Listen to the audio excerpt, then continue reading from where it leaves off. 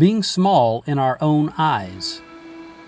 Samuel said, "Although you were once small in your own eyes, did you not become the head of the tribes of Israel? The Lord anointed you king over Israel." 1 Samuel 15:17. Saul's kingship ended in disaster. He died filled with envy and jealousy that drove him to insanity and murderous behavior. But he didn't start that way. He was chosen by God, touched and changed by His Spirit, and given promises. He even seemed humble. But we discover that may have been false humility. Saul was small in his own eyes. This is not humility, but a failure to see himself as God saw him, even after his anointing and elevation to kingship. Instead of seeing himself as the Lord's anointed king, Saul felt little, insignificant, unimportant, and small when comparing himself to others. Sound familiar? It seems to be the norm for the human psyche, one few of us have evaded, and it comes with consequences. If we elevate our opinions of ourselves over God's, we will experience the fruit of our spirit instead of the fruit of the Spirit. We will live in the extremes of egotism and insecurity, bouncing between arrogance and low self-esteem, prone to futile and embarrassing attempts to defend and promote ourselves, crippled by self-limitation and constant disappointment. Depression and anxiety will press. All results in a clouded identity that can afflict for a lifetime. People with identity issues become obsessively self-focused.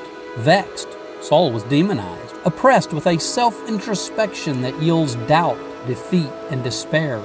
Habitually comparing ourselves with others. When comparing ourselves with others, our smallness will cause us to secretly, or not so secretly, wish for their demise, protecting anything that props up our identity, no matter the cost. When the crowds compared David's slaying of tens of thousands against Saul's thousands, it angered Saul, and from that time on, Saul kept a jealous eye on David. 1 Samuel 18:7-9. Imagine the mental instability of a person who feels insecure because they haven't killed enough people. Fearing what people think about us over what God says about us will turn our decision-making upside down. We become people pleasers, which over time will sour our hearts and cause us to become people rejectors because they fail to recognize and reward us for our efforts at making them happy. Saul admits he was afraid of the people, 1 Samuel 15:24. People pleasers are haunted by insecurity, vainly seeking praise and admiration, hooked on the drug of another's opinion. They may be introverted and self-denigrating or pompous and abusive. Either way, the people pleaser is tempted to control the narrative others have of them. They can be manipulative, or in Saul's case, murderous, forcing the admiration of others and causing them to feel unsafe. Saul tried to kill David. He also tried to kill Jonathan, his son. Even the great prophet Samuel was afraid of Saul in this state, 1 Samuel 16:2, all because Saul was small in his own eyes. David, on the other hand, was small in his father's eyes, his brother's eyes, and also Saul's eyes early on. But he was not small in his own eyes. He was confident in who he was and what God had been doing in him. He had killed lions and bears and was about to kill a giant.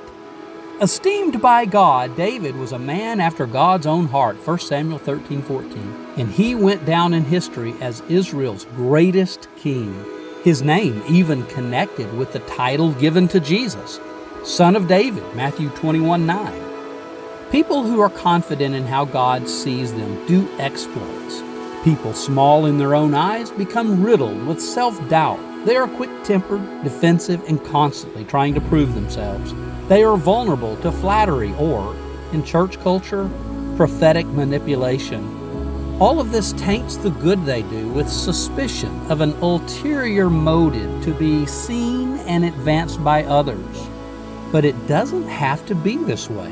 we can find our identity from the indwelling Christ, become secure in God's opinion of us, and live from the expectation of what He can accomplish through us. Our lives can culminate in a wholeness that only God can bring, leaving an enduring testimony of a life well lived.